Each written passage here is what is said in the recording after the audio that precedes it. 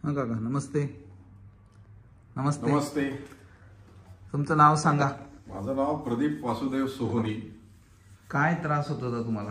मला 3 वर्षापूर्वी 2018 साली डिसेंबरमध्ये डोळ्याच्या आजूबाजूला आणि डोक्यावर नागिण झाली, ती हर्पीस.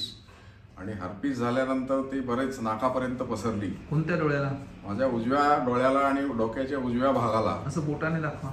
या इथपासून नाकापर्यंत आणि डोळ्याच्या इथपर्यंत असं सगळं कव्हर झालं होतं आणि त्याचा भयंकर त्रास होत होता. आणि मग नागिणीचं दुखणं बरं झाल्यानंतर पोस्ट हर्पीस न्यूरॅल्जिया हा जो प्रकार आहे तो चालू झाला आणि गेले 3 वर्ष तो त्रास मी सहन करतोय.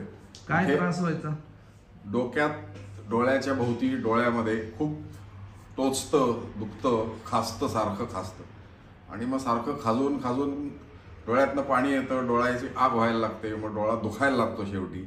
पण काहीच त्याच्यातनं काही फरक पडत नव्हता अजिबात. 3 वर्ष सहन केलं? 3 वर्ष मी सहन केलं. अनेक प्रकारची औषधं घेऊन झाली त्याच्यावर. होमिओपॅथिक एक 4-5 डॉक्टरांची झाली, एक आयुर्वेदाचे 2 डॉक्टर झाले, पुष्पौषधी नावाचा एक प्रकार आहे तो पण करून झाला. पण कशानेच काही फरक पडला नव्हता. एका ठराविक स्टेजपर्यंत येऊन ते तसंच दुखणं चालू राहिलं आणि असह्य झालं मला ते. त्याच्यामुळे तुम्हाला काय बंधनं आली होती? बंधनं आली म्हणजे बाहेर उन्हात जाता यायचं नाही, वाऱ्याला लागलं की भयंकर त्रास व्हायचा. म्हणजे तुमचे हीट जवळ जास्त गेलो, शेकोटी किंवा असं याच्याजवळ, तरी त्रास व्हायचा.